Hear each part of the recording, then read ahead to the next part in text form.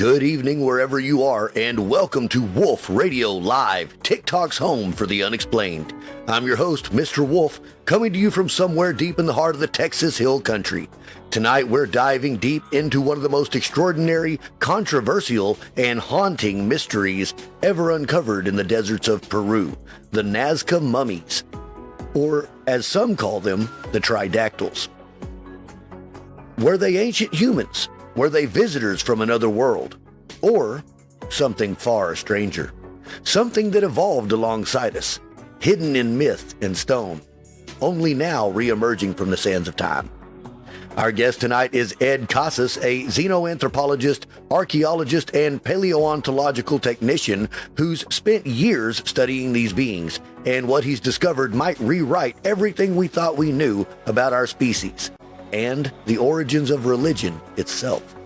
But first, let's take a look into the week that was. Before we open the vault on tonight's main story, let's take a moment to look around this strange little planet of ours. Every week, the world grows a bit stranger. Shadows move where there were none before, and the skies whisper, and the impossible keeps knocking at our door. So let's see what's been stirring in the dark corners of the earth. It's time once again for the Weekly Howl, a look at the news they don't always want you to hear. Astronomers this week detected a repeating radio signal bouncing between Earth and the Moon. Not random, but structured. The signal, they say, contains intervals of exactly 13 seconds, followed by complete silence. Thank you for that. NASA's Deep Space Network is investigating, but conspiracy theorists online are calling it the shepherd's tone, possibly a distress beacon or even a warning.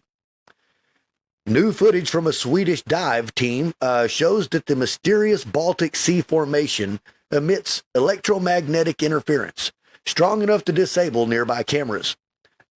The team reports scorch marks on the surrounding seafloor, suggesting that perhaps a crash, not a natural formation.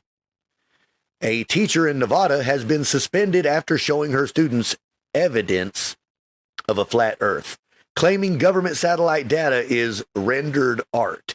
The story has reignited debate on social media, and the video has been viewed over 12 million times. Archaeologists at Göbekli Tepe have uncovered a set of carvings showing the three-fingered humanoids and serpentine figures wrapped around solar symbols. Researchers are puzzled, but others are saying it's direct evidence of ancient tridactyl worship.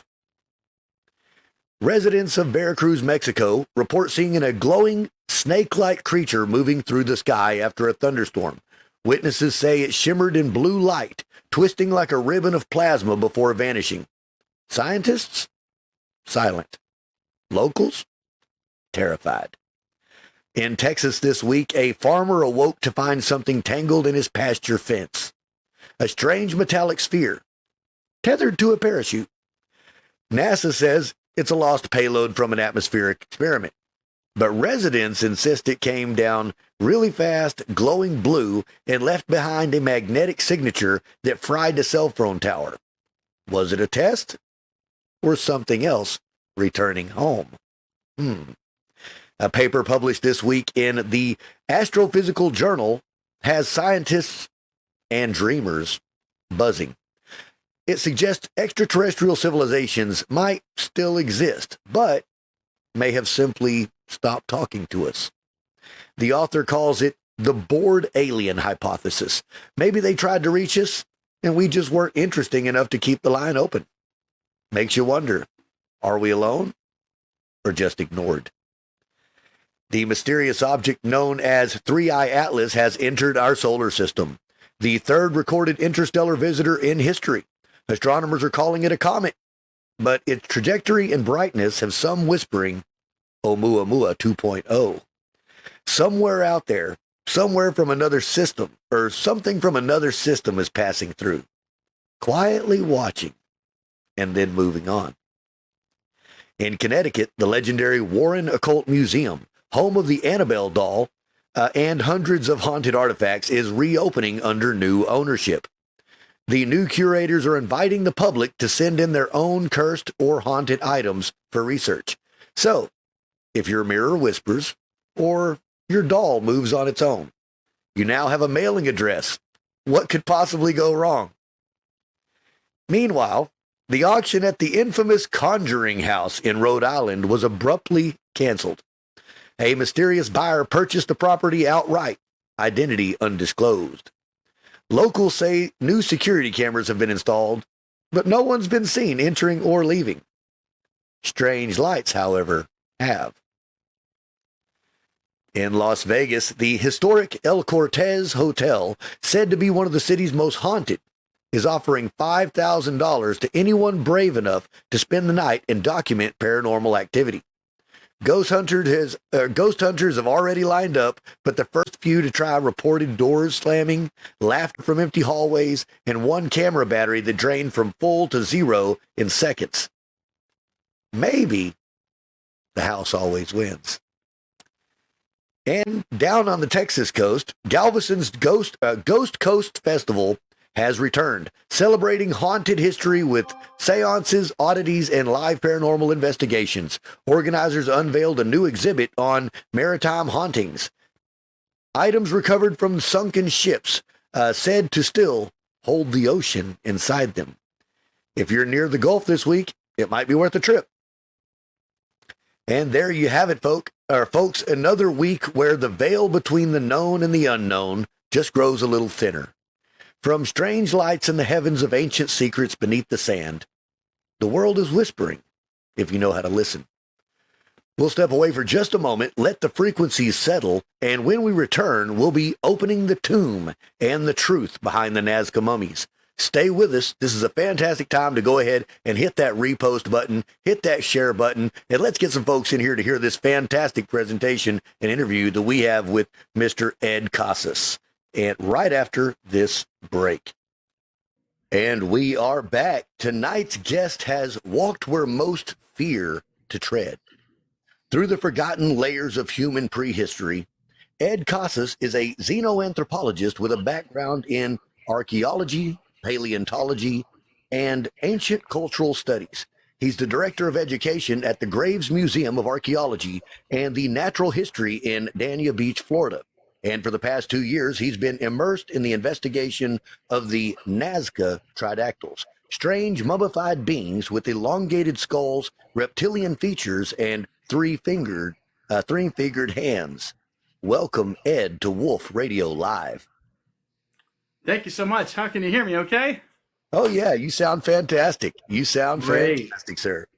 Yeah, sadly, the museum did close, and somehow the government confiscated a bunch of the artifacts and then gave them to our competitor museum. So I can go see some of the artifacts that I taught with and some of the dinosaur bones that my friends pulled out of the earth mysteriously at this other museum. To this day, I don't understand how that bankruptcy court went down, but that is the sad ending of this museum here, I believe it is. It went through several name changes, with my friends eventually starting their own museum in Palm Beach, the Palm Beach Museum of Natural History. Well, such a shame. I have, for the past 2 weeks, just deep dived, I think, every video that you've put out on. Oh, yeah. Look, I wanted to make sure I was prepared for you. When I first spoke to you about coming on this show, I was joined into another live that you were in doing a large presentation, and very few times do I actually get on with people that sound like they really know what they're talking about and have some sort of credentials behind them. You know, there's a whole lot of theorists out there, a whole lot of researchers, just independent study people with nothing in their background whatsoever, which is fine. I mean, they're the same as I am. However, when you can find someone that's, you know, got a degree or two behind them, that's actually had some working experience in the field, it lends a completely different lens to what we're looking at. You know, it truly does. And that's one of the reasons I had to have you on here. But I also wanted to know what I was talking about when we had this conversation. So, I mean, you know, I was familiar with what the Nazca Mummies were, but that was about it. And from most of what I had read, it was a hoax. Okay, but Ed, let's just start from the beginning. For the listeners out there who might not be familiar, what exactly are the Nazca Tridactyls, and how did you first get involved with this investigation? Great, that's great. And yet, just to touch on something you said earlier, I always thought everyone's opinion matters, and it doesn't matter what your degree is, and the way the internet and AI is, everyone can self-teach. So I was never big about what I call, pulling rank, if you will. But at one point, I had an argument with a willful skeptic, and the willful skeptic said, "Well, maybe if one of us was an archaeologist, they'd have a leg to stand on." And so it was kind of from that point on, it's like, okay. So yes, I am a rarity, I think, amongst the so-called ancient alien theorists, in that I actually was an archaeologist, former archaeologist, and that means I've literally been in the field digging, finding artifacts, choosing dig sites, sometimes just surveying. We did a nice walking tour of the Miami Circle. The Miami Circle is an interesting site. It's like a big coral sinkhole with a bunch of dig holes in it, and so the city paid good money to have that site. And then I think they still end up selling it to a condominium complex anyway, who's, I don't know what they're building around the circle now is what they do. It's funny. Just like, it's almost, I didn't even expect to tell those two stories, but they both sound like government interference. Sure. Well, I mean, it sounds like there's been interference, throughout this. As I was doing Even the in the research. Nazca Mummies, right? So the Nazca Mummies, let's go back. So what people don't realize is these guys have been kicking around for 10 years now. They were actually found way back in 2015 by Huaqueros, grave robbers. Now, some people think that lends less credence to the story, but I think it's the perfect characters that would find something like this. Sure. And once they have them, they're like, what do we do with them? It's not gold. So I think they did their best to pawn off all the gold, probably for pennies when you think about it, right? Poor, desperate people do poor, desperate, stupid things. And I believe some of the bodies that they found were also sold to Russian oligarchs. See, doesn't it sound exciting? It's like we're in a James Bond film all of a sudden. There you go. It's got all the elements of an involved. exciting story, for sure. It's so much. There's so much adventure from just head to toe, and it just doesn't end, to be honest. And I haven't even left my house. Woo! Yeah, it's been fun. So yeah, so they found in 2015, and they're calling it the Citadel. They're saying it's a series of caves or stone complexes that do sort of allude to cultural connections to the bodies. There's some real interesting gold artifacts that were found, some that are kind of cross shape. Others are little squares, little rectangles that appear to have maybe writing on it, and some artifacts that look like a Greek shield, a Gorgon. I can never say this right. The Gorgon shield, whatever that artifact is, looks like that. And at first I was like, come on, what is this Greek-looking shield doing with these? But when I looked at the statue, there could be what I call steganography at work, which is there is hidden imagery within that shield. So I asked people to look at that shield and see if you see any other faces in there. And maybe that's a clue that artifact too is legitimate. There's another artifact that looks like maybe it would be something that Tesla would play with. It's got two metal spheres at the end and a cylinder in the center. Very strange. So they did find some artifacts. There was some writing, which I like to throw my hat in. I figure, what's the worst that could happen in this game? I'm throwing out hypotheses. The worst that could happen is someone can prove me wrong. Okay. Sure. Or what usually happens with the skeptics is that it's like they don't believe something, or they don't understand something, and it's, you know what? It ends up being useful because then it spurns me on, like, okay, let's find the answer for this guy. Certainly. Why is this so? So, yeah, so there was a writing, so I like to throw my hat into it. It looked like Vinca script, which is a European script. Very interesting. So can you tell the folks out there what exactly the Nazca Mummies are? Like, they may not have ever heard of them before. Yeah, so of course Nazca, Peru is famous for its very large glyphs in the sand. that you can typically only see from above, and many of those look like the tridactyls. Now, so what are tridactyls? So the Nazca Mummies. So it means they have 3 fingers. That's their big, immediate, what you recognize from them. The other thing is they look like textbook pop culture aliens. They do. They do. As a matter of fact, as I was looking over the images of these tridactyls, these Nazca mummies, they look like E.T.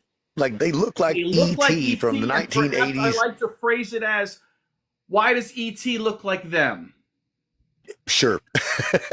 Certainly so. Certainly so. Right? So the other confusing thing is that people don't realize about the tridactyls is that there's varying degrees of hybridization. So even if you say, and there are people out there who say, oh, fake, but there's over 20 specimens and at least a couple forgeries, fakes, actual dolls, mannequins, created by an artist, and he was trying to bring them through the airport, and they confiscated them from the airport, and they cited them as evidence of fakery for all 20 plus. And it's almost like, if your kid lies to you, I would hope that you don't always think he's a liar. You give him another chance, right? So let's just say that those dolls are dolls, but we have to look at the other 20 specimens of varying degrees of hybridization. Starting with Maria, who seems to be she is the valedictorian of the class. Maria is a human-sized tridactyl with an elongated head. And if you're again familiar with some of the cultural oddities of South America, there's the Paracas heads that are elongated.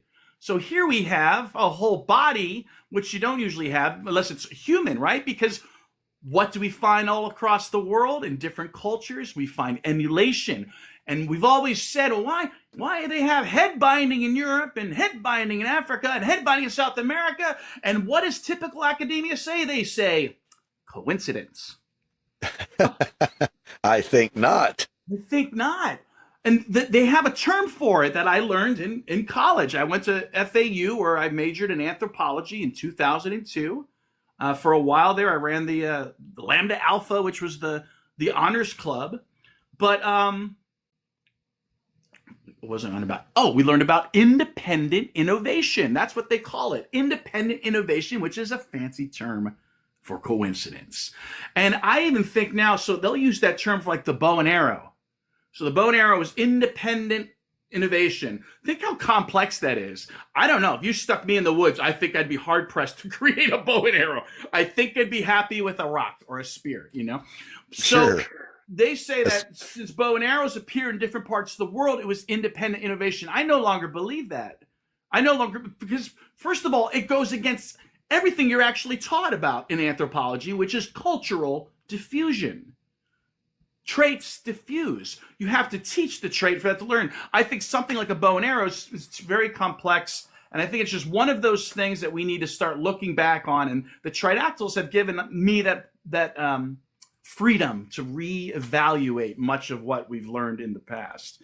Now, Maria may be human size, but only at 60 centimeters are my favorites because they're less human. So if Maria is 30 to 33% primate or human, and that's based on DNA that's actually uploaded at the National Health Institute.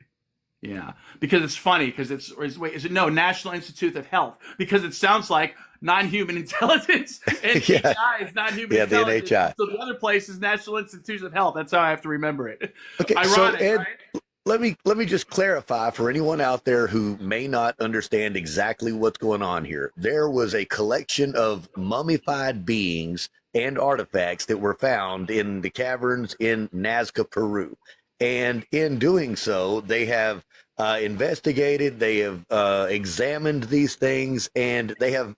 Now, I know when I was looking at the pictures, the first thing that I noticed that they were in various sizes, and some of them were way too small to be normal humans, right? Maybe those were the dolls, maybe not. So you're telling me now that, and when I was reading this, it had stated that they were being held by the Mexican Congress for a while there. So there was actual Mexican government involved with housing them and, examining them at some point. It wasn't just some privately owned guy who's making things up. I mean, there's actual institutions behind this.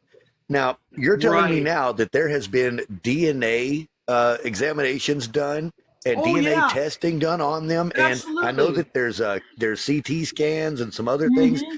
And from what you just said that they are not completely human. Is that correct?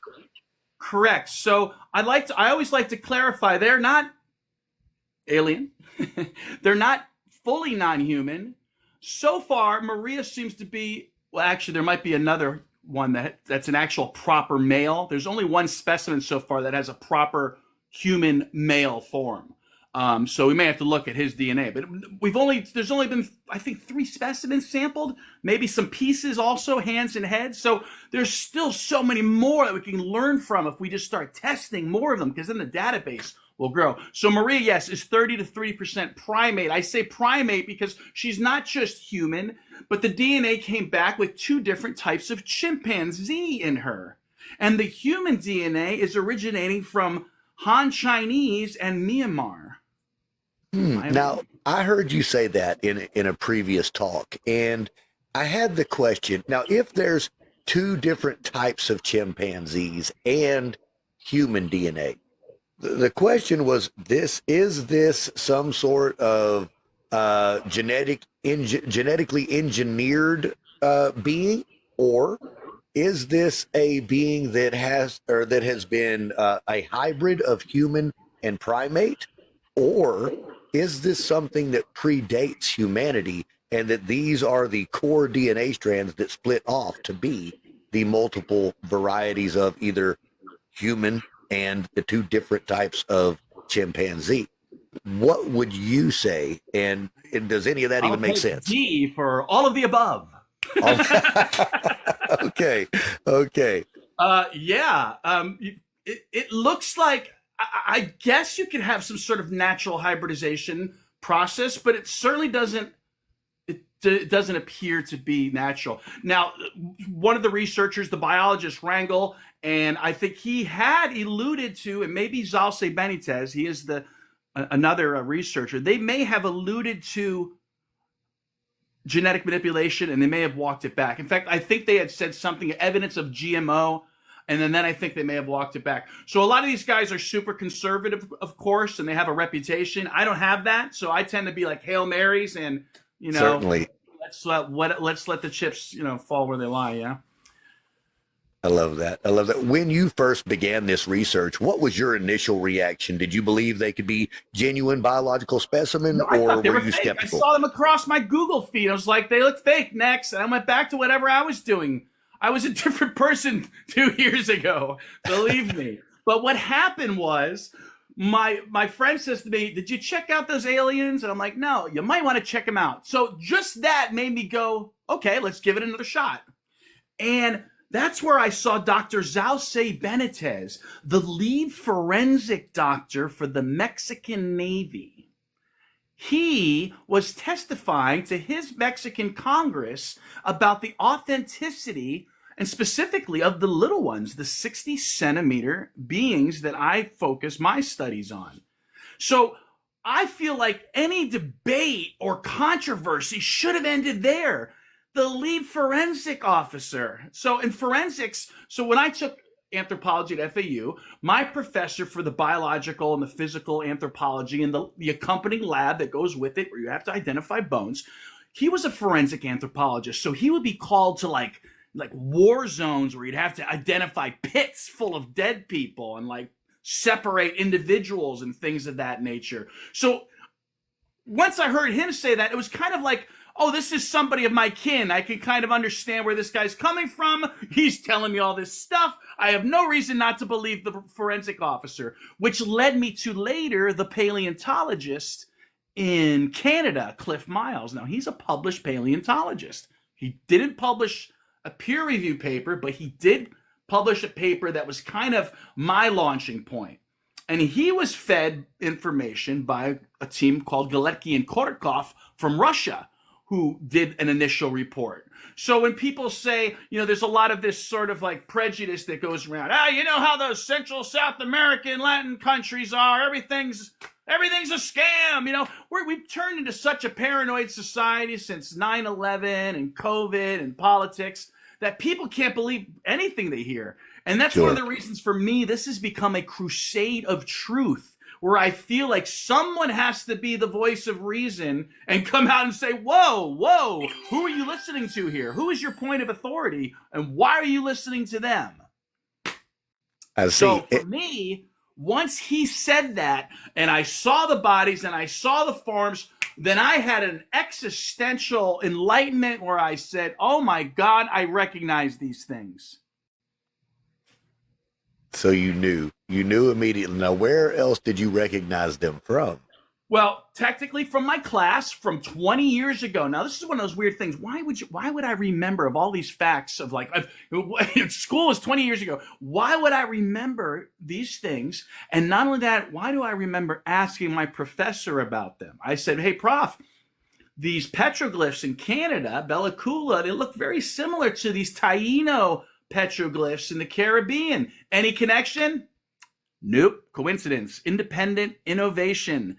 These two cultures are thousands of miles and equally temporally distant apart, so there is no connection. And that's that little thing right there is I always hear in my head. It's like, oh my God, don't believe everything you hear. There's going to be people who are going to look you. I know I have friends like this. They're going to look you dead in the eye with a very earnest and straight face, and they're full of shit.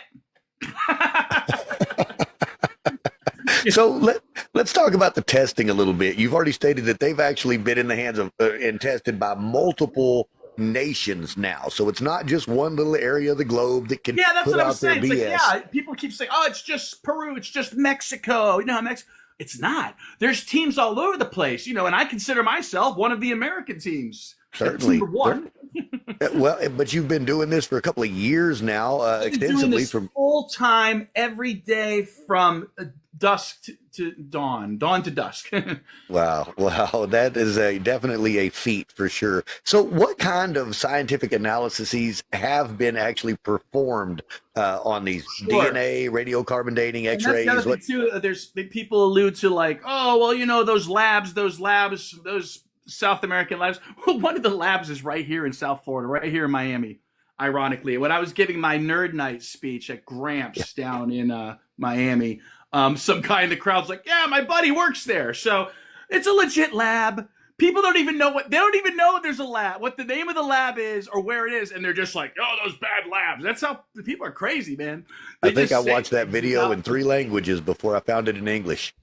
Oh, really? Yeah. Yeah. Oh, man. So the testing. So there has been carbon dating. So Maria is like dating, I think, from around 300 AD. And so we've got plenty of South American cultures down in South America, Peru, that are depicting these things. So it's not just, and that was one of the reasons why I didn't focus a lot of my studies in South America. I'm like, oh yeah, they got them. They've got them in the Paracas ceramics. They've got them in the Paracas fabrics, little, almost hyper-realistic sometimes, kind of cartoony. But it's clear that they're depicting something that was real with 3 fingers. We have the bodies, and that just sent me on a research binge. But what else do they have? So there has been some metallurgy. There keeps being this talk about osmium. I haven't seen a clear report on the osmium, so I hate to get people's hopes up, but at the-alien-project.com, which is where everyone's journey really should begin, you can interact with the scans there yourself, 3D, fly around skulls and into rib cages and all that fun stuff. Do that, people. Go there. And they have metallurgy evidence up there. And it looks like a lot of it was an alloy that's typical of the area. So it's a copper blend.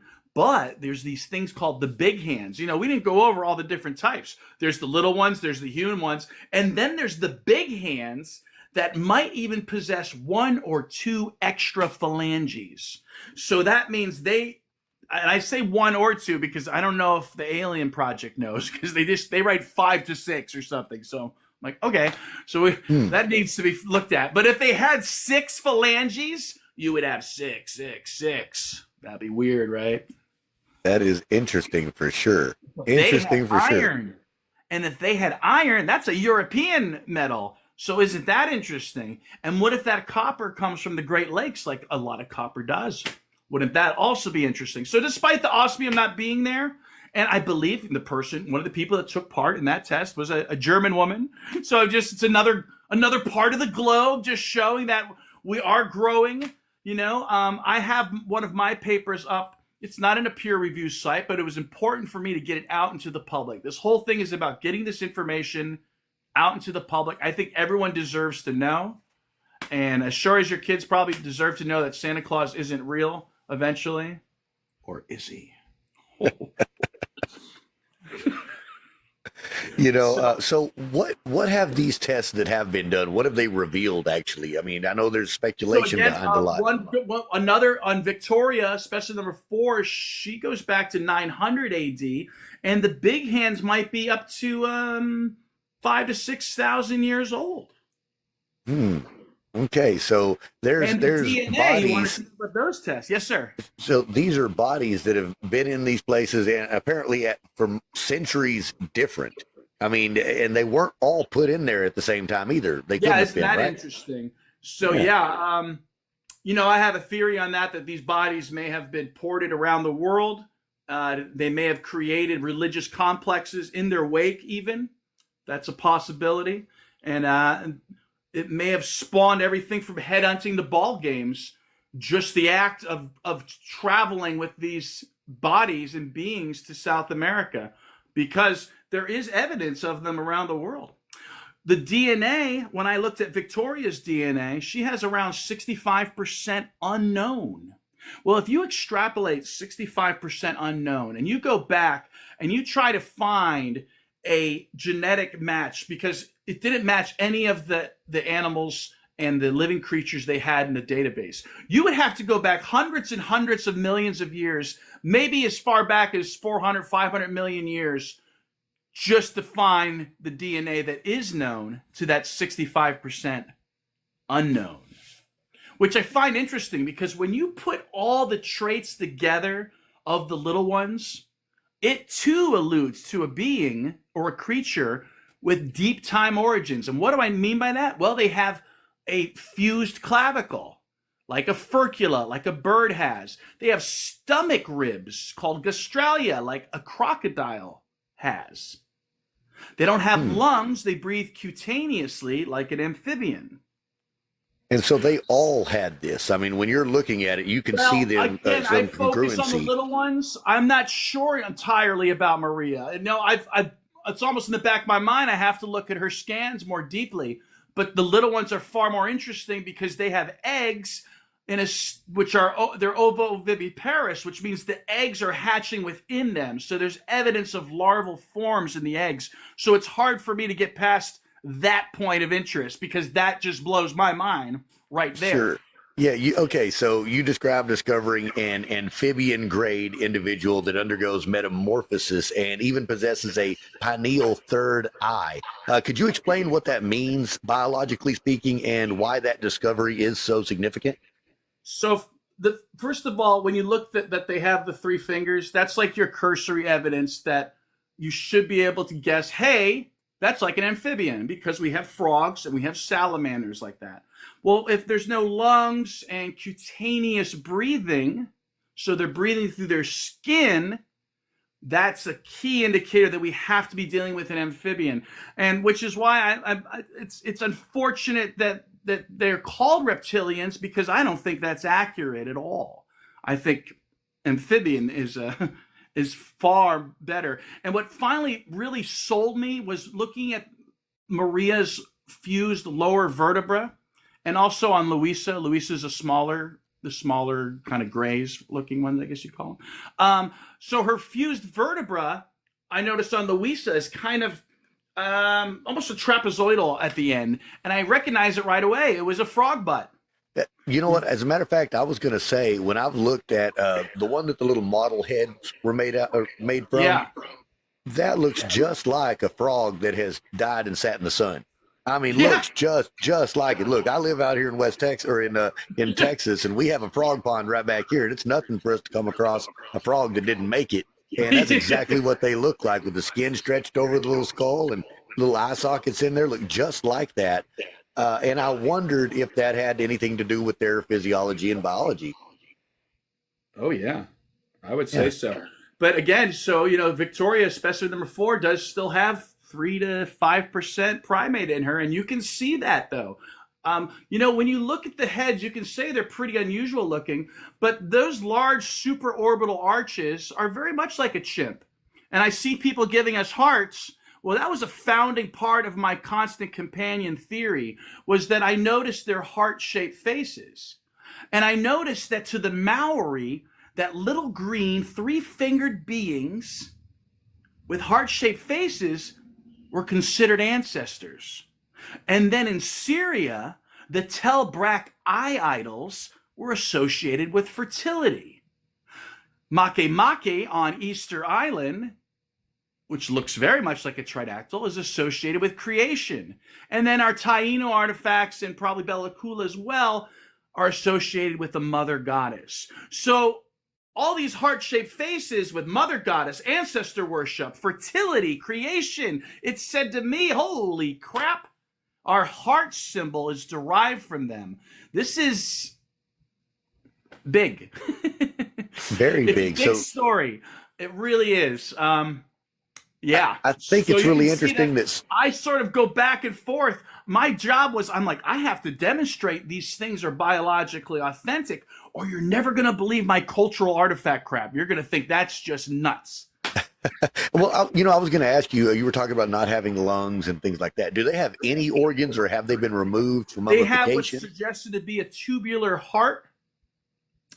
And, it's still intact. I mean, it's still in there. Yeah, and at least Josephina. Alberto is said to have 2 dried forms in his skull, which that and the 2-lobe skull with a very high bony divider between the 2 lobes is suggesting to me that this might actually be an authentic 2-brained creature. Interesting. So not just 2 hemispheres of the brain separated by a divider, right? Because but actual 2 separate animals, brains. It's a very low separation. They've got this huge bony wall between the 2 lobes. And again, the cursory information, right? We always start with there's a cursory clue that can start your hypothesis. It's got this double lobe in the occipital bun back there. In fact, I think my tridactyl model might be wrong, because I don't. Do we know of any other animals or species on Earth that have something similar in its physiology? There are flatworms that have what they call, I guess, ganglions, which are like primitive brains. And so I'm finding a lot of invertebrate traits. If you look at the scans, what looks like there's a large esophagus running, but that esophagus is not an esophagus because it's connected to the skull. And I'm talking about the skull chamber to the cloaca. It is a continuous tube, which can be done in the animal kingdom if, again, we're talking about invertebrates and worm-like creatures. And so I believe this gonoduct, sometimes I have to come up with my own terms, or I have to find a term that's comparable, because this is new territory, much of this stuff. So it appears to have some sort of worm-like central canal where it's making the eggs. So here I've got a little model skull here, and this is based on the scans. It's, I believe, probably half the size. I realize now it's not real size. It might be the size of one of there's a child form in what's called the family, a trio of them. So we can see the heart-shaped face. And as a kid, I always wondered, why is it a heart? I don't understand the heart. But I notice if you take the tridactyl head and you put it like this, boom, boom, boom, boom, boom, boom. It does look like a heart, doesn't it? It certainly does. And also I'm reminded of a mythical horned white beast that would be hunted that was also known as the heart. So I wonder if there's a connection there. We talked about the parietal pineal gland. So I predicted these creatures were going to have I predicted they were going to be amphibians from the archaeological record besides the biology, because in the archaeological record there are serpentine forms, and there is a form I call the child, which is like an axolotl larva. So it's four-limbed first. So I kept seeing what looks like four-limbed first imagery. So like a little ghost child or a little serpentine child. And I said, you know what? They're going to go through four-limbed first metamorphosis. And sure enough, that seems to be what we're finding in the scans. I predicted they'd have a third eye also, because why? It's in human culture, the third eye. And I believe these are the impetus for all religions of the world. So I predicted not only would they have it, but I predicted it would be here, in this region that I call the Kappa.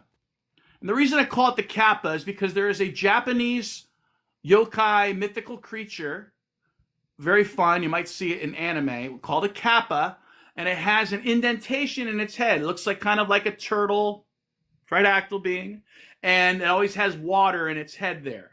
The interesting thing about that word, I don't know why that's called the Kappa, but I know in our languages, our Western languages, Proto-European, Kappa has a dual meaning. Kappa means both head and cup. Wow. That says a lot about us as a species. The head and the cup. Yes, it head does. Head and cup have the same meaning. But is it all coming from these things? So anyway, they show a beautiful sagittal cut. So that means cut this way in half of Alberto. And there it was. I saw it up there. I saw it. I'm like, there it is. Ah, the pineal gland. Not only is a pineal gland, but I looked for a diagram online and I posted it. I'm like, okay, there you go. There's my diagram for what I got there. And then I'm looking at it. I'm like, well, there's two. And I'm looking at my images. I'm like, is it moving? But it was actually two. So it wasn't just the pineal gland or just the parietal eye that you might find in a tuatara lizard, or the lampreys, a primitive vertebrae, has parietal pineal complex. That means it has a parietal eye and a pineal eye. So right about this indentation in the Kappa, by the way, that's pneumatic. So that means it's got space in it. Yeah, it's going to be light. The back skull is pneumatic too. I wonder, and we'll get to that later.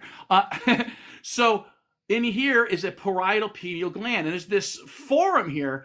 Foramen, it's a space that runs the nerves and whatever else goes in there. I'm not a biologist, okay? But it's this space that runs, and the nerves from the two organs run through this space. I sent these pictures to a gentleman who was an expert on a four-eyed lizard that he had found. And I sent him the pictures. I didn't tell him what I was kind of disingenuous of me. I didn't tell him what I was sending him. He looked at it and he said, wow, that looks like a primate or a mammal with its forward eyes. Why would it have a dual, what would he called them? Oh man, I can't remember the proper, ephysius, proper term. But why would they have a parietal pineal gland in there? And I was like, thank you, that's all I need to know. So that was a big deal for me to find that, because again, what I'm finding is the archaeology is predicting the biology. The cosmology or mythology is predicting the biology, because our mythology is predicated on the biology, which is why I knew there was going to be a third eye there, which is why I knew that there was going to be four-limb first development. It's in the record. So I'm in a unique position as an archaeologist, former paleotech. So that means I got to work in the dinosaur lab. I got to work with Bobby De Palma, who you can see on the BBC with Richard, was it Attenborough? Not Richard Attenborough. What's the other Attenborough's name? Richard Attenborough, the actor that I look like. David Attenborough. There you are. Yeah, so my buddy Bobby De Palma is a famed paleontologist prodigy. So I got to do all those things. I worked at the museum, which was just a wonderful experience, probably my best job ever, besides maybe tutoring the Seminole children on the reservation. That was also very rewarding. So, yeah.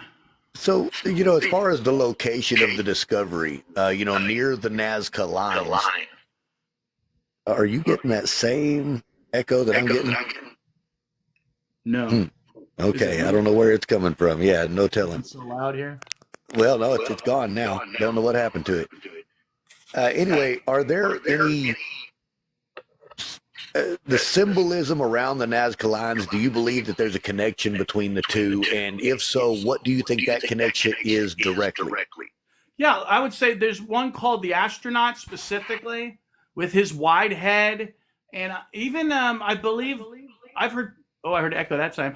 People were mentioning the strange joints of that being called the astronaut. In fact, I put it in my little report. So I do mention the-alien-project.com. Everyone should start their journey there. If you can, go to tridactyls.org and you can apply to see the scans yourself.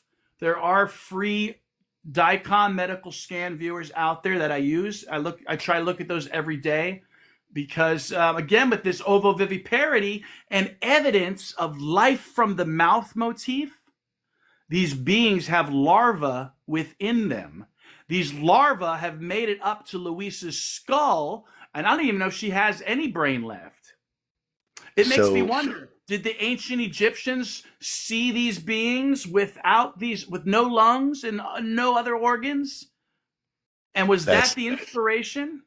Or even, do we have Akhenaten now amongst the mummies? Because Akhenaten was very strange looking and wanted to be portrayed how he really was, and is sometimes portrayed in a quadrupedal position.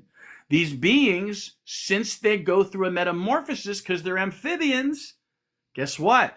One of their stages is going to be a quadrupedal stage. I call it the Sphinx pose because I believe even such artifacts as our Sphinx ultimately is the result of these beings. We can call them aliens, but the biological evidence suggests they are not aliens. They are ancestors. I don't call them extraterrestrials. I call them terrestrials, as in like Sumer, because they are early. They're here before us. And I hope this is something we want to know. I hope this isn't a discovery at the end of the day. It was like, oh, geez, I wish I didn't know that, because there has been moments of horror, such as discovering proto-fangs in their rostrum.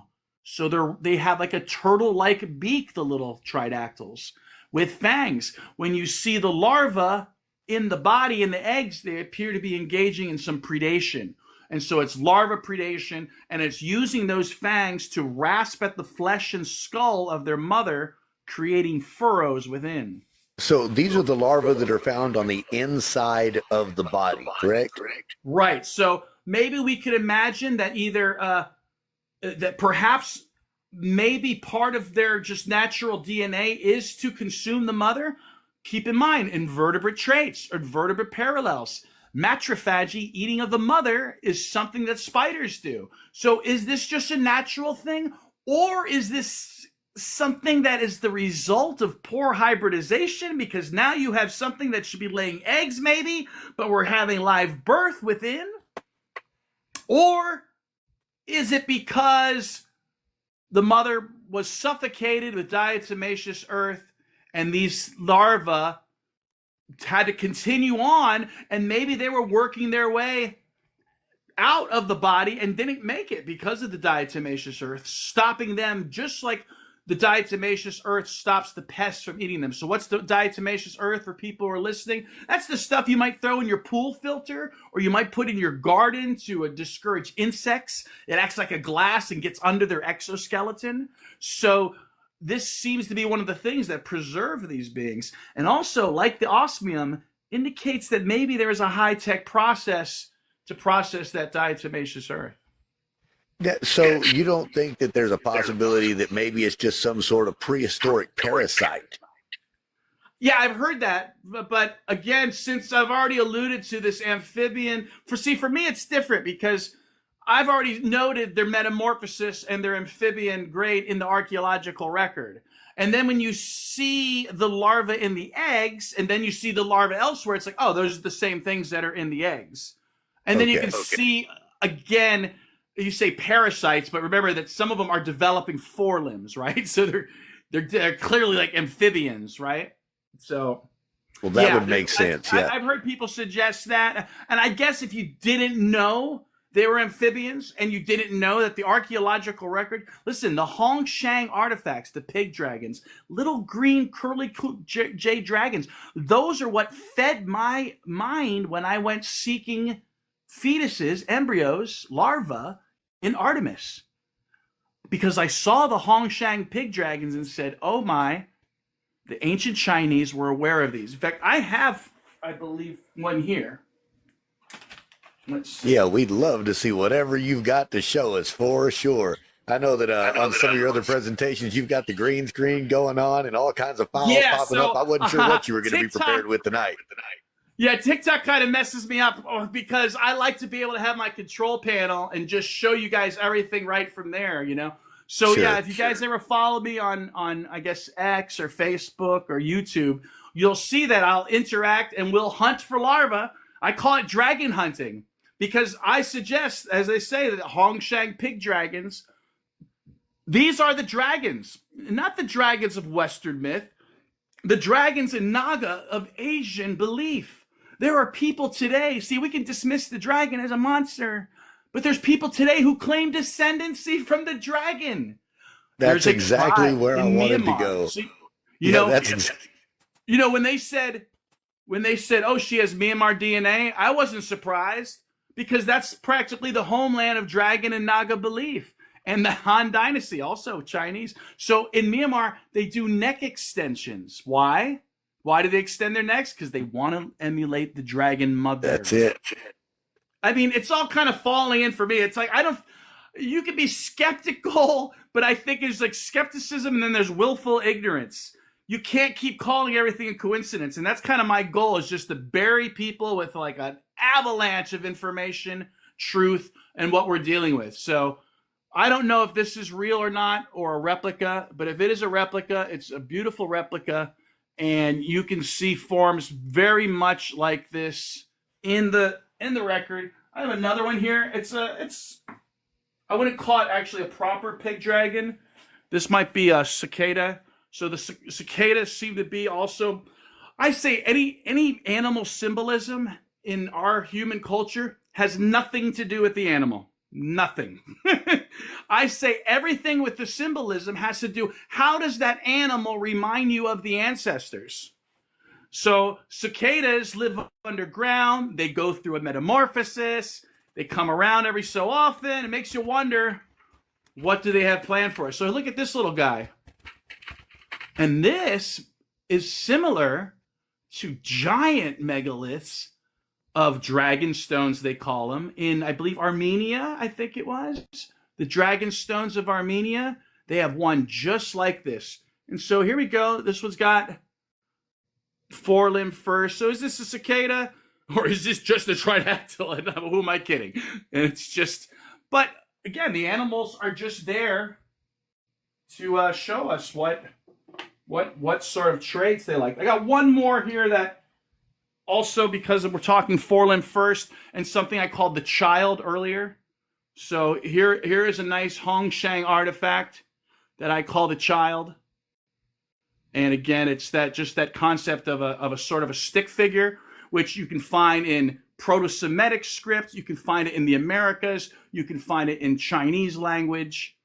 And it's Ji, I believe it is, in Chinese language. And it seems as though the ancients were aware of this strange development of a metamorphosis in a proto-amphibian basal tetrapod with invertebrate parallels. It certainly seems so, Ed. Let's take just a moment. Let's let the folks go ahead and share out the room. Let's get it reposted out there so we can get some more folks in here. We have another half of this interview that is going to be some amazing information. I really want to deep dive on some of the cultural aspects of what's going on. Good, because I always miss that because I'm so busy talking about the biology that it's like, oh, yeah. Well, to me, this bleeds all over the world into mythology, religion, and everything else. And I really want to kind of go into some of that as well. Now, don't get me wrong. I'm going to let you take over and talk about whatever it is that you want to talk about tonight. I want to know everything there is to know. But first, there seems to be a water? Yes, this is the time for that. Folks, there's a strange feeling in the air tonight. The stories of ancient tombs, forbidden discoveries, and mummified mysteries buried beneath the Nazca sands. And are they remnants of an ancient species or proof of something far beyond this world? Well, let that question just hang for a moment, because the night always has a way of whispering its own answers. Stay with us. When we return, we'll be joined by researcher Ed Casas to dig deeper into the Nazca Mummies and the secrets they may still hold. And we're back somewhere between science and superstition, between what we believe and what we fear. Tonight, our guest is Ed Casas, a man who spent years chasing the shadows of history and perhaps discovering what cast them. Let's pick up where we left off. The Nazca Tridactyls and the mystery they bring with them. Welcome back. Got a little buddy here. Isn't he adorable? Now, is he to size of any of the ones that have been found? Or is he just a replica? No, just a replica. So, again, 60 centimeters is like, what, 2 feet or something? So that's the smallest one. They're very small. But still, for the viewers, you can see his furcula right here. I see that. Which you can really get a good look at it on Victoria, specimen number 4, because specimen number 4 doesn't have a head. So it was already decapitated. Props, you know, it's so. Since I'm used to being an educator and working at the museum, I knew right away. I'm like, well, I gotta have props if I'm going to talk about this stuff, right? You know, I've got to ask you. You were speaking about the esophagus that runs from the. It's not an esophagus. It's a gonoduct. Sure. It's a reproductive organ that. Okay, so it's not just a rod that runs through, because that's what I was wondering. Could it have possibly been an armature? There's the spinal cord, and then there's this tube that runs from the skull to the cloaca. What's been suggested by researchers is that they're getting a liquid diet, which is funny. Afterwards, I found the fang, and I was like, oh, well, I guess that explains the liquid diet. Big fang on Louisa, but it makes sense because all of us, the researchers, have been looking at these little indentations in the mandible, and now when I look at it later, I'm like, oh, it's a recess to fit the fang. That's what this little... But they were suggesting that the liquid diet goes in. I'm trying to figure out that part too. You know, again, I'm more of a social scientist and a teacher. I didn't expect to get into the biology, but I realized there really wasn't enough information coming out, and I think I'm even just like, oh, screw it, I'm diving into this. You know what I mean? Certainly. And Are they held in a place? It just kept going, and so even just this week, all day today, I stared at CT scans of Louisa because I was trying to replicate a scan from a day before where I thought it was a pretty good shot of, again, that four-limb first metamorphosis. If you guys go to my tridactyls.com, you can probably find this paper there, the Nazca Mummies and Xenoanthropology's Humble Beginnings. It touches upon the cultural stuff. But my what's called a monograph is there also, which is a definitive breakdown of all of this biology. In fact, I'm going to have to update it. That's the fun thing about the modern internet. You know, I'm glad I haven't published a book yet because I'm constantly just updating things. And that's just it. I don't have time to write a book, I tell people, because I'm giving everyone everything in real time. I literally find something and then make an info meme or post about it to share with people. You know, that was a question that I had to ask you before we go any further into the data and the information, on this. How can any of the viewers out there support your work? Since you don't have a book out, I don't know if you have any products or services that you offer. I do have a store up, and I like to put things out mostly because I know people are going to want to be a part of this. This is like, I attack this like the ultimate fandom. You know, I love Star Wars and Star Trek and all that crazy stuff, just like everybody else. And so one of the things I did was I contacted an artist to depict my larval predation. So you can support me by going there and getting a t-shirt for yourself or whatever, get a sticker or something. But cool. larval Okay, predation, so you have some merch. It's got one larva sticking his fangs into a skull of another. And this gives us a segue to talk about the last specimen. So we got Big Hand, we've got the human hybrids, we got the little reptilian frog people, and we also got the S-type Suye, called the insectoids.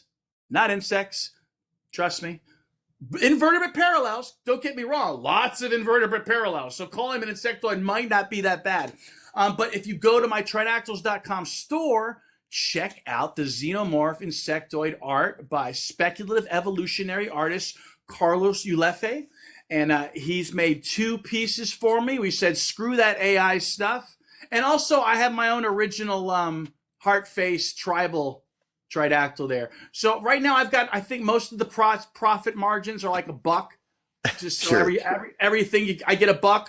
So again, it's not to make money. I'm not a business person. If I was, I wouldn't have gone into anthropology in the first place. But so let me get some of this stuff straight, though. So out of the 20 some odd specimen that we have out there, they are actually different types of beings that were all inside this same cavern. It's not like they were different evolutions of the same type of That's being. what it They're seems actually like. different types of entities. They seem to be all part of the same genus. They're all tridactyls. Okay, they do. Okay, they're all It's tridactyls, just, from the I small think children the like all the way insectoids, up. which are like 1 feet with spinal eminences. I've gone out on a limb to take a guess. What are these spinal eminences for? They're pneumatic. They're not wings. They call them wings. They call them insectoids and wings, and it's very problematic. There's no wings I ever heard of. I believe they are pneumatic, so they're going to help with flotation and maybe support exterior gills like our axolotl again. Since why? Well, these are amphibians, right?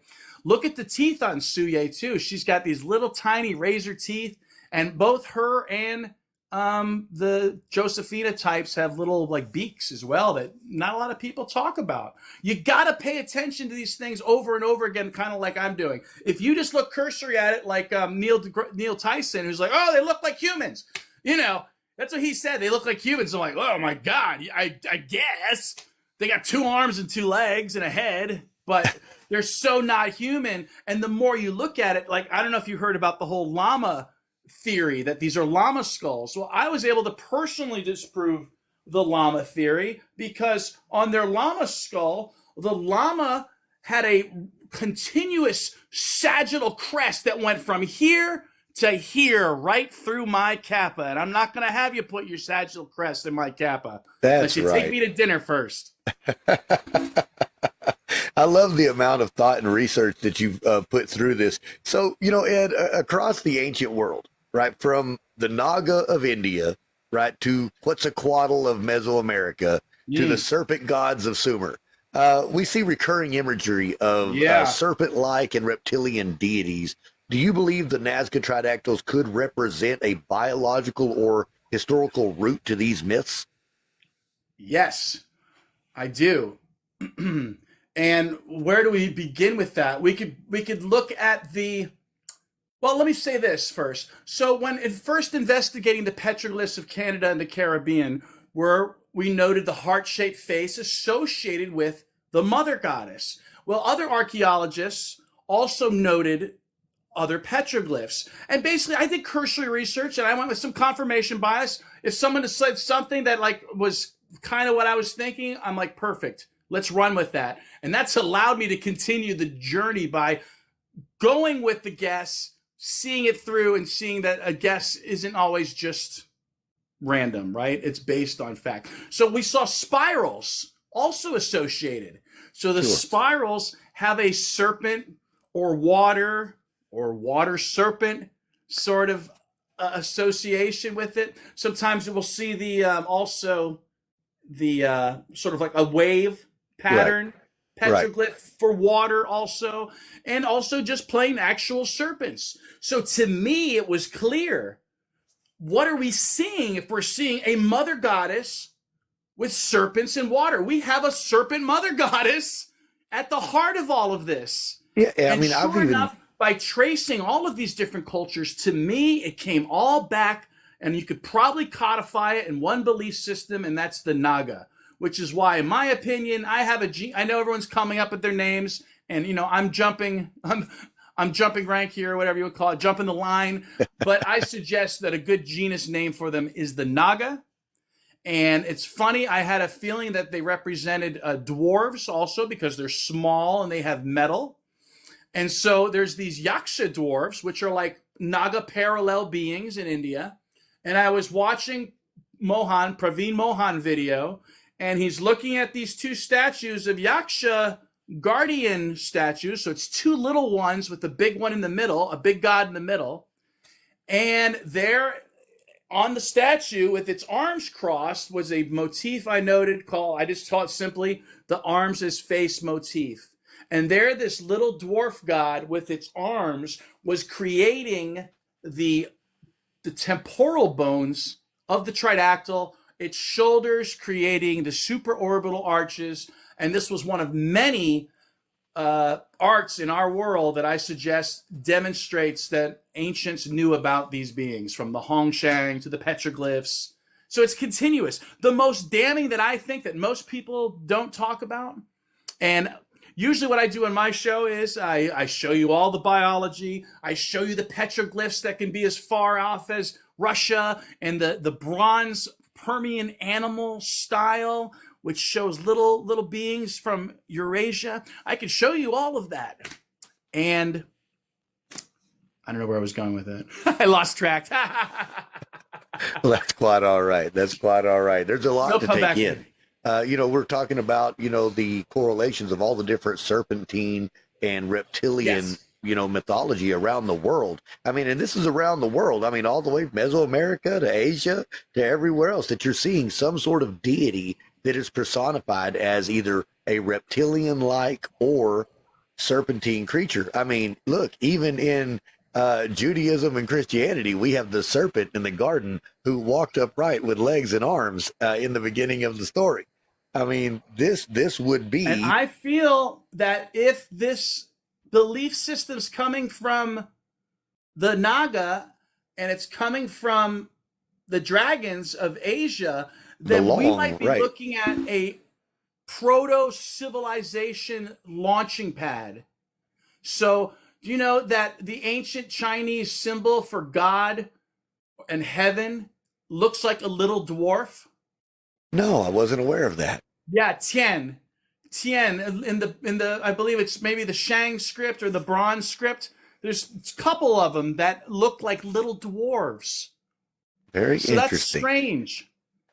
In fact, much of the ancient Chinese language has serpentine beings, three-fingered beings, horned beings. So I suggest that a proto-culture came from there. And I did a little test where I mapped out the so-called homeland of Indo-European languages and other languages of the world, right? I mapped out their homelands, but I didn't really consider them homelands. I consider them like, well, that's probably where they ended up, if you can believe that. That's where they were established, exactly. That's where they were established. And just, again, a little simple thought experiment. And I was like, well, where would you put the center of all these languages?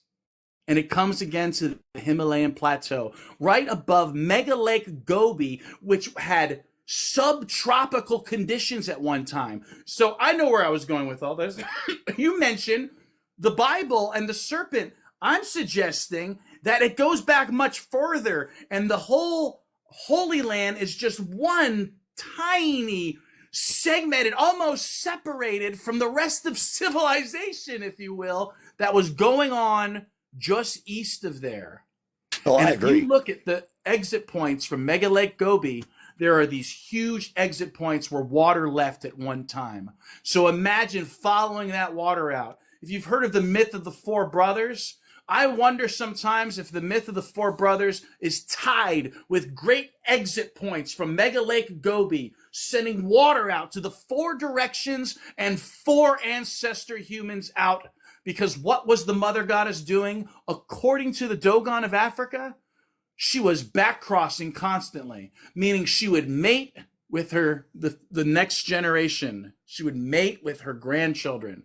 And this would go on. And what is the big myth of the Bon people of Tibet? That a Rakshasa ogress mated with a monkey god to create humanity, where we lost our tails. I mean, it's like, they tell you right there, there's no metaphor. This is what happened. There's no metaphor to decipher. Well, if I'm not mistaken, that's the myths. I mean, we have Oannes and Dagon, right? So if Maria has a fused vertebra, that means she not lost a tail, but absorbed a tail to cause a Euro style, like a frog butt. She also doesn't have a navel. This says to me that Maria may have been born from an egg, and we could be looking at what was once a real life mermaid. Oh, I know. People hate the mythology. Look, before all of this, I didn't want to talk about the Bible, Anunnaki, and reptilians. But now, it brings it to the forefront of the conversation. Turns out you've got to kind of like take a little bit of all of this and like, okay, where's the truth that lies there's a truthful part of the story somewhere in there. And Certainly. Luckily for the Tridactyls, it is a missing link in many ways. Yeah, it's a physical link. It's something we can actually look at, put our hands on, and look at real deal biological imagery, you know, the CT scans. I've watched you do the slicing, online where you're looking. I saw you looking at the brain and little compartments of masses of tissue that are inside the skull today. I was looking at that. I've got a theory about, speaking of the Anunnaki, in any of the Sumerian, writings, it talks about not only the Anunnaki beings from the heavens, from the sky coming here, but they weren't alone. They also brought with them the Agigi. The Agigi were the created worker class and also just called a lesser god. Now, there's no mention of really what they looked like other than the fact that they were a lesser god. However, if we look at the biblical writings, right, the Hebrew and Judaic writings, we see writings of the seraphim, right? The seraph, which is a fiery serpent. And in the description, we've got blazing or that's bright. Right. But it's clear that it's a serpentine being, and these are what surround the throne of the Almighty God, or Elohim, which I believe is synonymous with Anunnaki, right? The Elohim as a race is synonymous with the Anunnaki as a race, which anytime you have something that's either physically or technologically superior to the beings that are there, they are worshipped as a deity. Now, I don't know if I prescribe to the whole they created everything, in our reality, or maybe they could have been responsible for the genetic manipulation that created Homo sapien from what we are today. That's a possibility. And this could be the link and the trace from the tiny little larvae or the eggs to the larvae to a full adult and multiple adults that we could examine. Are these beings being held in a place where they're still able to be researched, or are they in private collection now? I have an open opportunity to go to visit the bodies myself.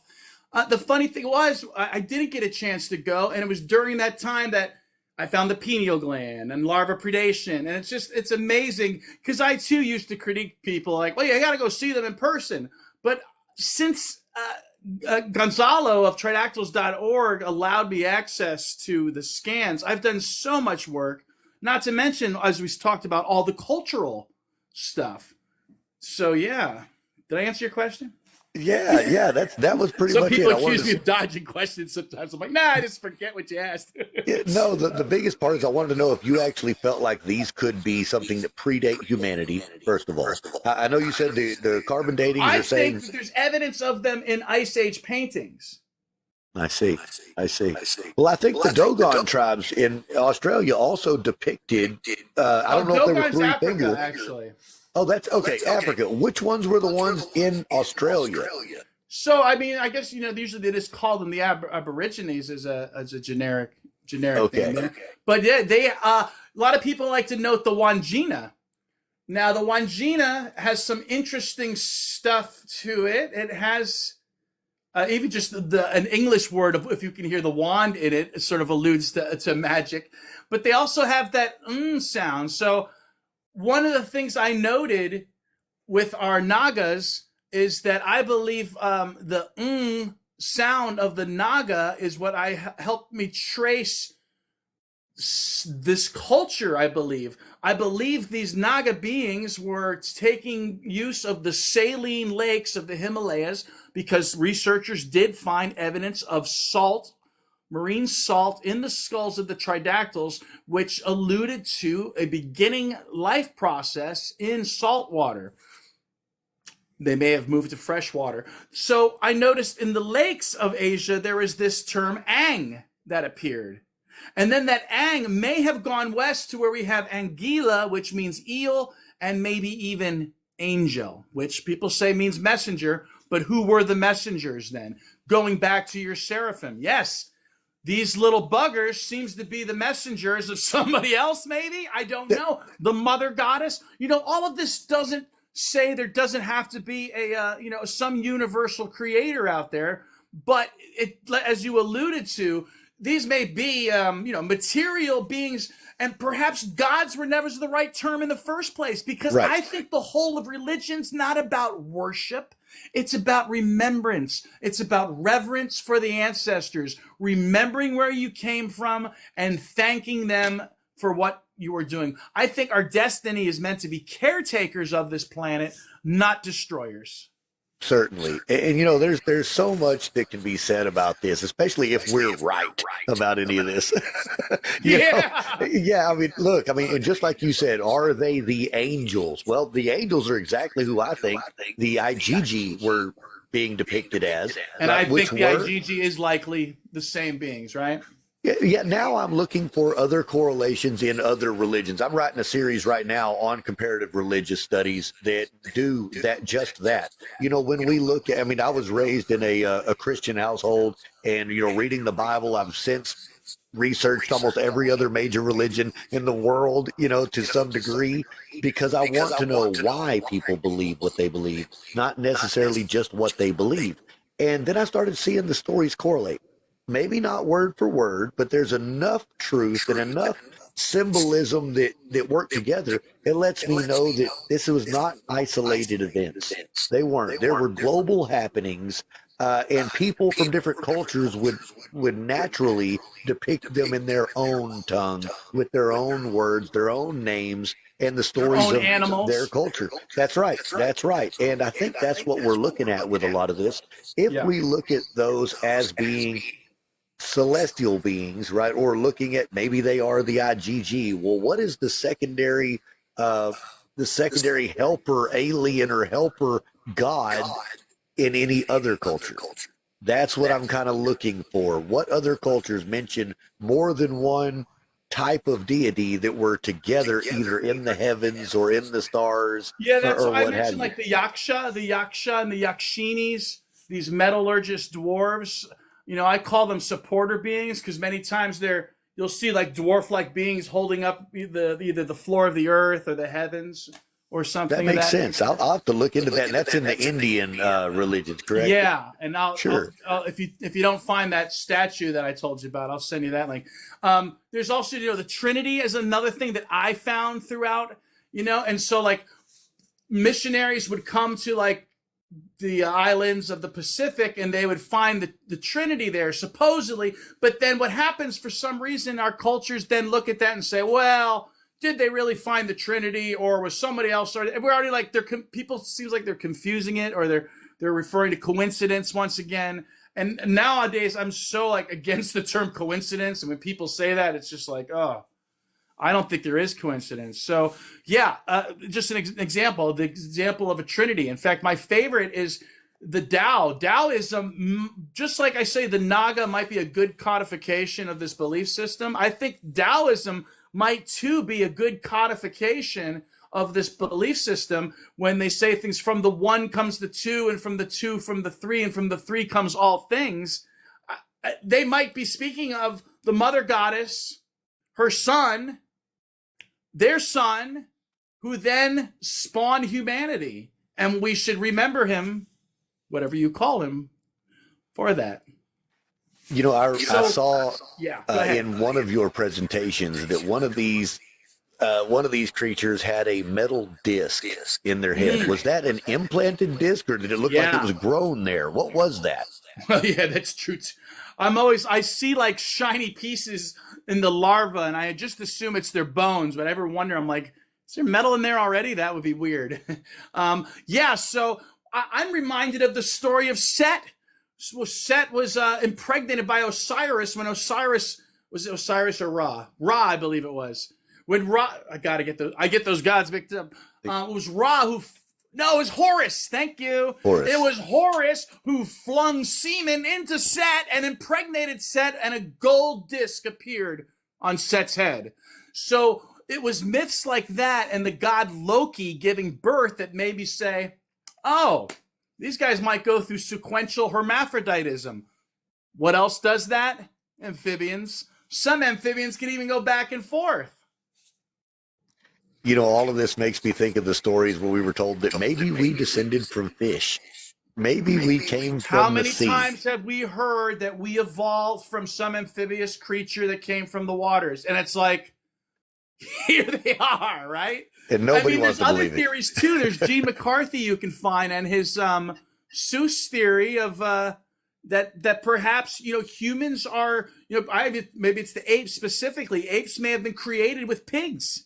Take a monkey and a pig and you get an ape. That might be what happened there. And then there's the aquatic ape theory that suggests that we evolved by standing up in water. I've tried to find that woman and one of her descendants who proposed that aquatic ape theory and was ridiculed, because I feel like she deserves an apology, a post-mortem apology. You know, this is amazing. Do you think that the beings represented, you know, by the tridactyls are an extinct race, or could remnants of them still exist? Perhaps isolated or hidden in regions. Look, if there was a continuous stream of culture coming out of the Himalayan plateau, let's just say, let's have a little experimental thought here, where language and civilization and a serpent cult radiated from. And let's say that also from this region, we have the Denisovans and the Neanderthals also radiating outwards. So is this that mother goddess doing her back crossing? And then every generation we have a new form of gods that descend from the mountains, and they go have their way with the primitive women from the generation before. And now we have our next evolution of human beings. Have you found any evidence of genitalia at all? I mean, yeah, there's one male that he's the one they named him after the reporter Joyce. I say he could be Akhenaten. He looks like Akhenaten to me. So we may have Akhenaten and Set. Listen, one of the artifacts has the palmette motif of a little like being with the palmette, and it looks almost exactly like the one on King Tut's dagger. Wow. Yeah, wow. So we're seeing cross-cultural. It wasn't just the heart. You asked, could they still be here? But you know what also came from Asia? The compass, gunpowder, printing press, and paper. Is this a continuous thing still? Because my research with symbolism didn't end with the heart. It alluded to the ionic columns and the volute spirals representing their eyes and heads. The fleur de lis, a mother goddess in parturition, giving birth. The paisleys, seemingly a larval form that may even be depicting these larvae already pregnant with eggs that are fertile. Because I did see, oddly, it looked like in one of the larvae, 3 eggs. This has a parallel. There are aphids where the daughters are born pregnant. These species might be what I call a Genesis taxon. Perhaps Earth just creates this naturally. We don't have to go to outer space because their morphology says millions of years ago here. So maybe Earth just creates these things. The mother goddess impregnates herself via parthenogenesis and gets the party started. I don't know. It's wild to think about. But the science and the cultural studies, that's again what makes me a unique person in this. I'm able to we're going to put the biology and the religion together. We're going to come up with something that's sensible. Sure. Reasonable. Well, you know, I think that people have always documented things to the best of their understanding. You know, maybe they didn't, 2 or 3 or 4,000 years ago may not have understood the physiology of these beings, but they depicted them as best they could on cave walls, carved into statues, things like that. And we even have the little larva-looking statues that you just showed us a while ago. What were they called now? The Hongshang pig dragons. Hongshang pig dragons. That's an interesting looking jade, creature. even better. I believe the greenstone complex that we see on the Pacific Rim, that you see greenstone in Mesoamerica, and you see the tiki of the Maori. I believe that's all depicting their skin, which would make sense once again if they are in fact amphibians.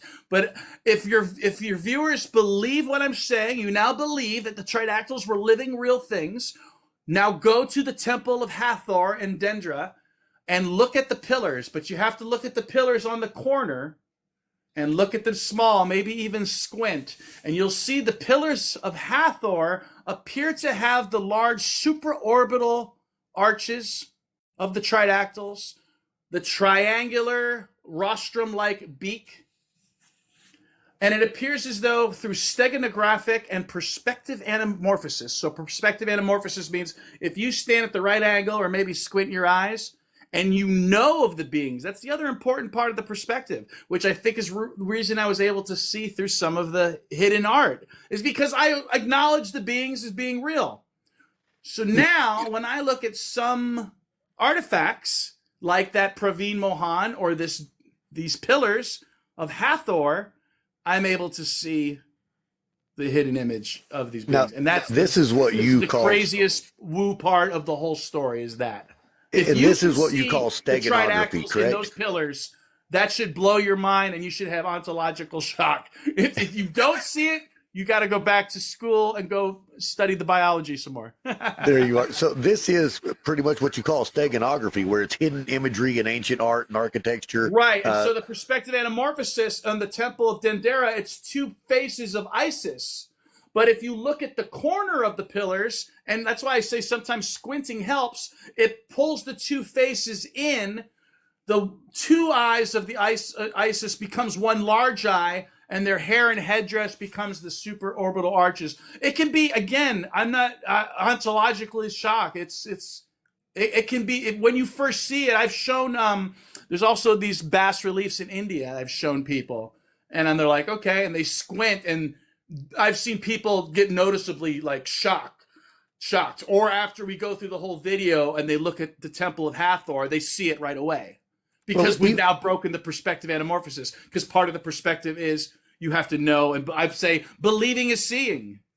Well, even with those little pig dragons, I've seen those before, and I'm pretty sure it is Indian architecture. I'm pretty sure it's in those temples where I'm seeing it decorative as bracelets or as necklaces or earrings that look very, very similar to the way that's depicted. I'm going to have to go back and look at it now. I follow Praveen Mohan as well, and have watched a lot of his videos and all the different, he does the same thing. He's looking at all of this architecture saying, hey, what were they trying to tell us? Now, right. Look, what I find interesting about the Nagas is the fact that they weren't just a mythical type of creature. In that religion, they had names, there's stories behind them. These the are Nilamata real deal. Purana is a book like very similar to the Mahabharata or those other Indian epics. And it goes through and it lists all the Nagas by name. That's right. They were individuals. And that's why I asked you about genitalia, because when we look at, any of the other religions, we have stories of these beings from, somewhere having intercourse with humanity and producing some sort of offspring. Now, my theory on that one is, if we're going to the, let's say, Elohim and the Ajiji or the angels, right? Those are two different types of beings. We're clear on that. The seraphim are not the same as the Elohim. Two different types of beings. Yeah, so who's the other guy, right? Right. Well, I think when we read the Hebrew and the Judaic text, we see that when the sons of God, which would have been either your Elohim or your Anunnaki, came and lay with the daughters of man, they had the men of renown in legends, which would have been Hercules and Perseus of your Greek and Roman mythology. Your superior hybrids. Yeah, demigods. These were demigods. However, when you have this secondary class of being, which would have been your angels or Ajiji, they were monsters. They were the Cyclopses of old stories of old. They were Goliath. They were the flesh-eating cannibals in all of these stories, right? These red-headed giants that have been found around the world. Oh yeah, yeah. The Nephilim. I wonder too, though, were the giants maybe even just us to the little tridactyls? Wouldn't we be the giants and be like be able to eat them and everything? That's a great point. That is a great point. I love that. I love I that. like to think that maybe our mythology isn't even really ours. There's tales of Zeus giving birth to Athena out his head. Well, Alberto, one of the tridactyls, appears they have inner ear bones that are capsules, so it's designed for underwater use and maybe even some sort of echolocation or some sort of other communication. But Alberto, his inner ear has been removed and placed on the outside of his head for some reason. So there was an operation to get in his skull and perhaps I would suggest remove the larva, because Artemis also has several different operations down that gastralia and down that gonoduct, right? And I suggested from the very beginning that all those operations may have been to extract these larvae, who again, maybe this is a natural thing for them to do, or maybe this is a complication. But either way, yes, it was definitely a complication, it seems to be. And so, which is funny because the other main group of researchers, they've made a lot of missteps. Unfortunately, to them, all of what I'm saying is not completely true to them either. I have the advantage of using archaeology, believing it, going out on a limb and seeing time after time, oh, the archaeology is predicting the biology. Here's a good one. I tried making teams with people. I've tried working with people over the years, and I put out this theory that cross-hatching, your hashtag, that I saw in the ceramics had some sort of reptilian symbolism and was likely associated with the tridactyls. Well, then rather than just saying maybe or something, the guy I was supposed to be working with decides to make fun of me and be like, oh, there's no proof of that, yeah, right? Don't you know, not too long afterwards, they released close-ups of the skin, and the skin has very clear cross-hatching on it. That cross-hatching I can find right here in Florida ceramics, where some of it looks uneven and imperfect, suggesting to me, did the ancients of the Americas actually have tridactyl skin in their possession initially, and then used it to make impressions on the clay that once again later we replicate? So your heart, your paisley, your cross-hatching.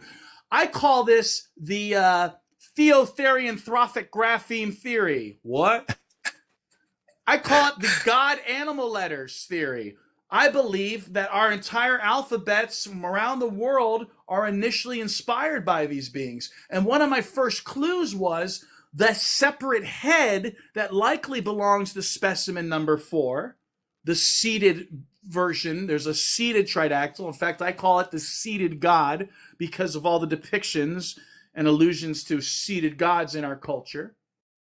On that head, carved into the center, it looks to me like an archaic Greek letter A.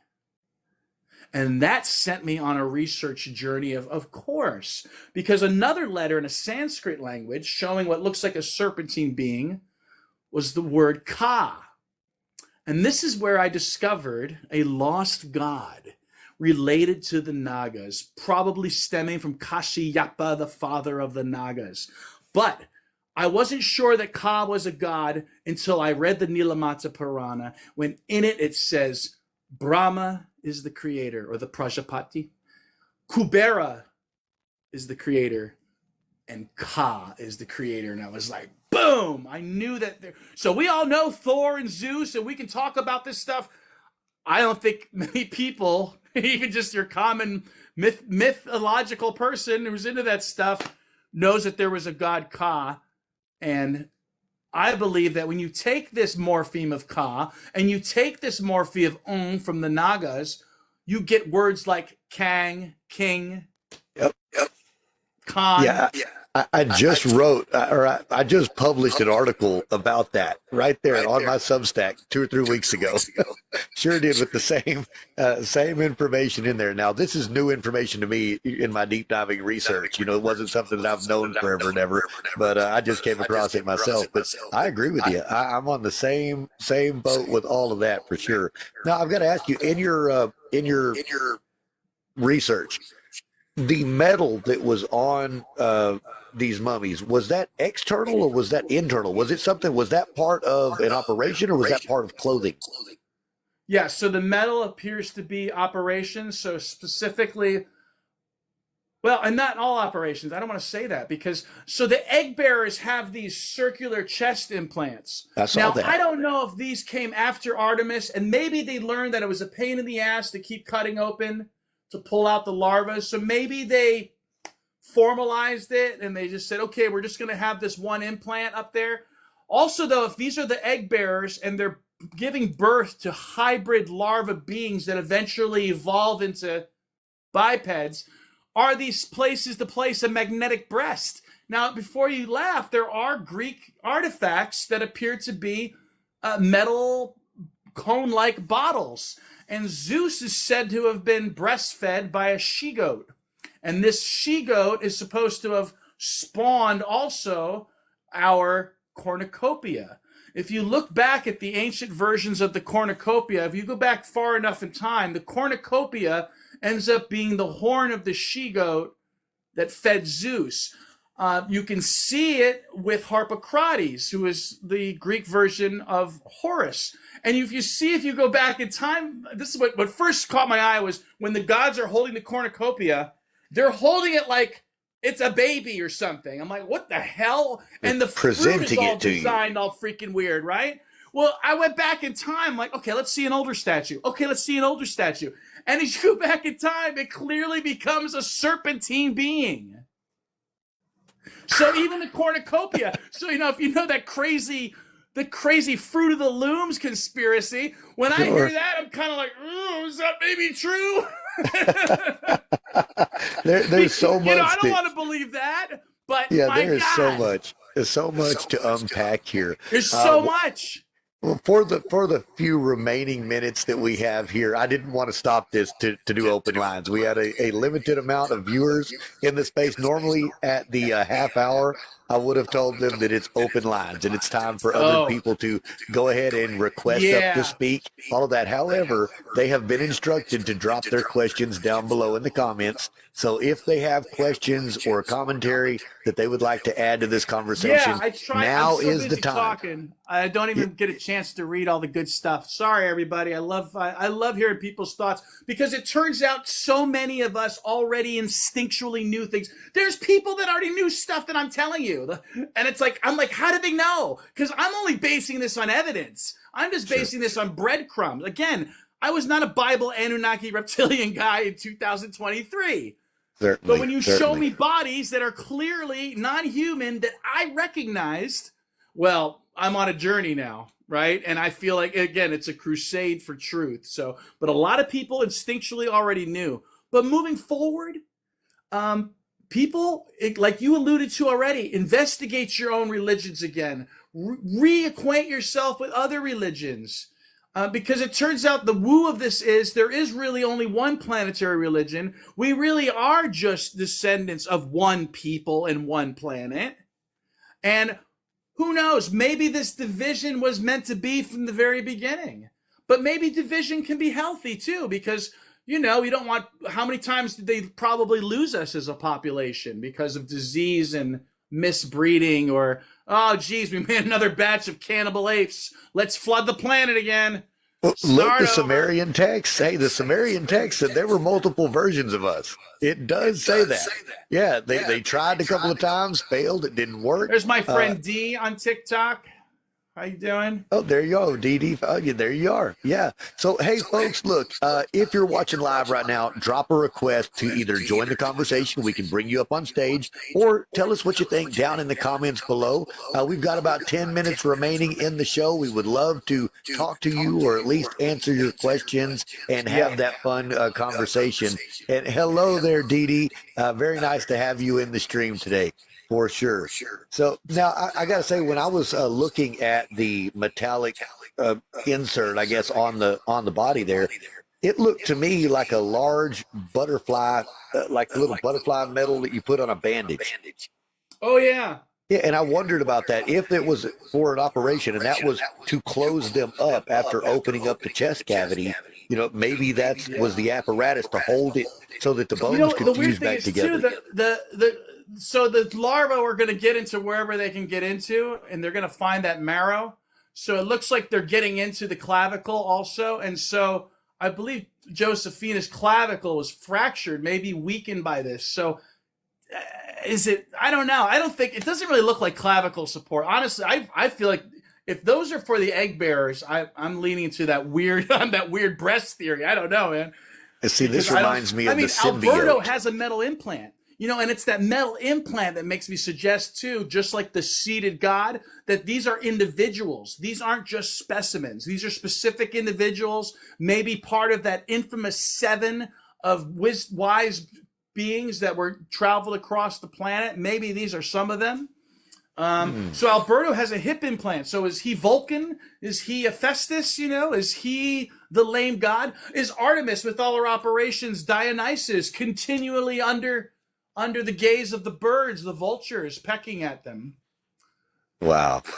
There's so much to unpack in this conversation. I mean, there's so much to think about and to look at. Symbology all over the world, or symbolism all over the world, that depict very similar beings doing similar things.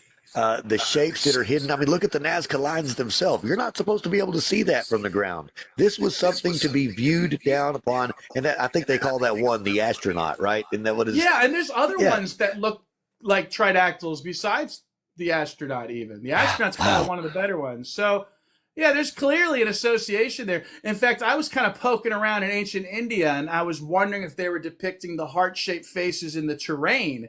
And I was thinking, that would be interesting if there are heart-shaped faces in the rocks, the temples, the terrain, and then maybe that's where the Nazca lines was inspired by, a previous culture.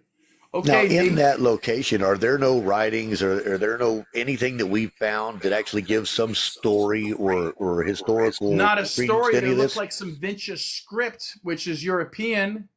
I even tried to phonetically sound it out, and it was something like, like Katika or Tikata, Lake Titicaca. It could be something like it may have been saying something like that. So interesting. Well, before we conclude tonight's episode, are there any closing thoughts that you would like to make sure that we hear? Tidbits of information that you have not shared that you'd love the world to know.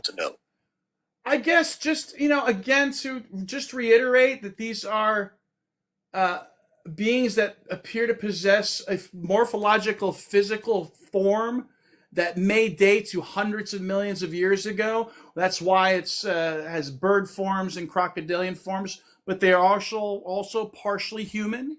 And again, the cultural evidence points to mother goddesses, fertility beings, ancestor worship. So it's clear to me that these beings are the ancestors, the tutelary beings of the post-deluge flood, likely. So this is what we've been looking for. I think it's going to be, mileage may vary on what you believe, but if you do the research and you understand that they are physical beings by going to the-alien-project.com or going to my site, tridactyls.com.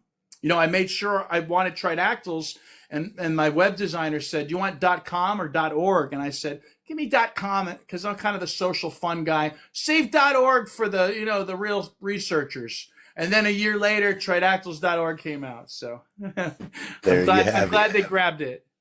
Yeah, I am too. Well, thank you very much, Ed, for your time here. It has been a pleasure speaking with you tonight. And so, another night fades into the unknown. We've walked together through the deserts of Peru, down into the tombs of time itself. We've looked into the eyes of beings that may not be human, and maybe never were. Many thanks to our guest tonight, Ed Casas, for sharing his remarkable work and daring to follow the trail most of us have been too afraid to trace.